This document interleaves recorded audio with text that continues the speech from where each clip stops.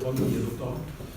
Moltes gràcies per estar aquí, per acompanyar-nos en aquesta presentació. En aquest cas, la tercera que fem ja del llibre de l'Alegre.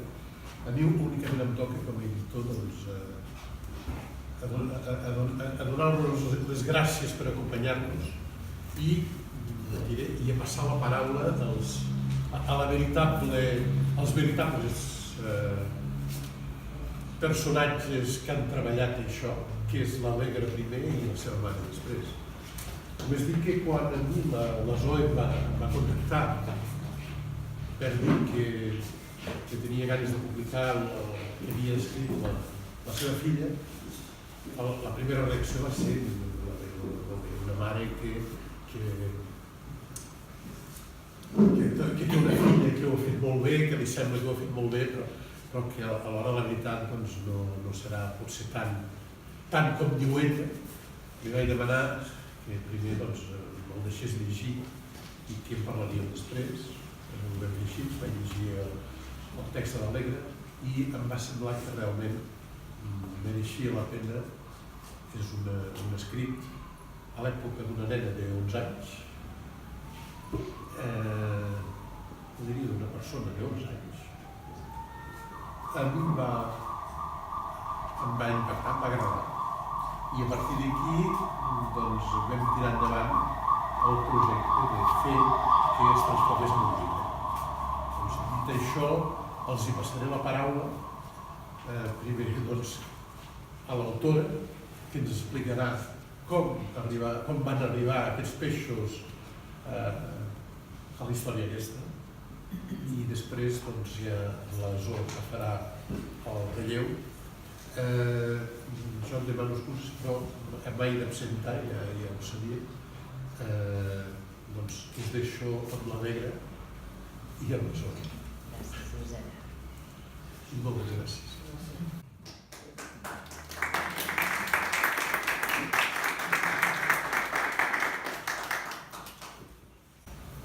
Bé, primer de tot m'agradaria donar les gràcies a tots vosaltres que esteu aquí avui i a molts de vosaltres que comprareu el llibre. També m'agradaria donar les gràcies al meu pare que ha tingut l'estranya idea de comprar un test i no hi ha peixer. Què? Qüestió de... A part, m'agradaria donar les gràcies a la Biblioteca de la Massana per haver organitzat aquesta presentació. També m'agradaria donar les gràcies a l'Anna, l'Oliver i el Josep perquè han cregut en el llibre des del principi. I sobretot m'agradaria donar les gràcies a la meva mare que ha estat el motor de tot aquest projecte. Ara parlaré una mica del llibre. Des de fa temps el meu pare té 6 carpes en un gran test a la seva terrassa i un dia se'm va ocórrer de batejar-les. Uns mesos després, durant una classe d'anglès, em va venir la idea d'escriure uns contes per a divertir-me, tot gràcies al títol que va ser el fill del que vaig estirar. Aquests contes els vaig escriure molt espontàniament i molt ràpidament. En una setmana ja els tenia tots escrits. Llavors, quan li vaig ensenyar a la meva mare, va ser quan em vaig adonar que havia escrit un llibre, no? I ella, de seguida, sorpresa, va voler il·lustrar-los. Llavors, a partir d'aquí, he anat enriquint el text i he fet algunes reunions amb el Josep per arreglar algunes cosetes que tenia el llibre. Llavors, l'última cosa que us vull dir és que aquests contes són totalment surrealistes i ficticis, que l'únic real és el títol, els peixos i el nom dels peixos, i que expliquen com cada peix arriba al test de la protagonista, la dona. I ara li passo la paraula a la il·lustradora.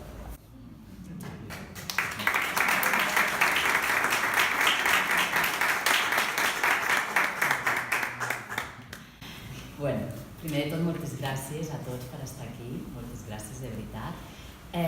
Jo primer us voldria compartir una sensació, i és que quan quan un preadolescent o quan un nen fa una cosa que surt de lo quotidià, del que és habitual, podríem pensar que darrere podria haver-hi uns pares manipuladors o que l'han coaccionat o que l'han forçat a fer, en aquest cas, alguna cosa creativa, no? I voldria dir que res més lluny de la realitat, que, com ha dit l'Alegra, ella va escriure les històries en secret, molt ràpidament, en una setmaneta, i quan me'ls va deixar llegir a mi, estaven acabats en si els contes i jo vaig ser la primera sorpresa.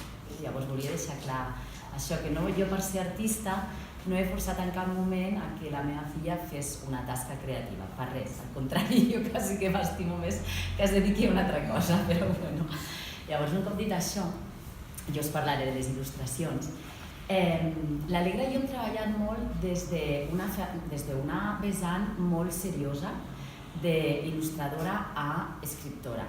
Llavors jo cada cop que tenia un dibuix el volia que ella me'l validés, que ella em donés l'okei últim. En aquest sentit, ella de vegades ha ficat llum en creacions que jo tenia una mica confuses, que no sabia com finalitzar, i ella amb les seves instruccions m'ha desfet aquesta maranya creativa per poder finalitzar la il·lustració com la veieu al llibre.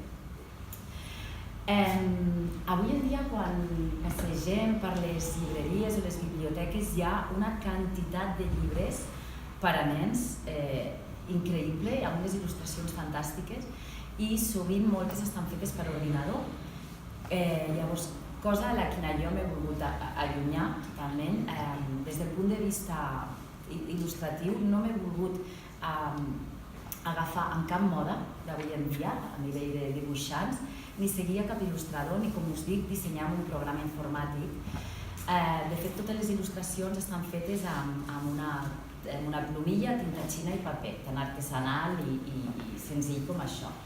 I crec que ho notareu i ho veureu, perquè la meva intenció ha estat que fossin unes il·lustracions molt minimalistes, senzilles, concises, pel que fa a la línia, pel que fa a l'expressivitat. He buscat un cert minimalisme.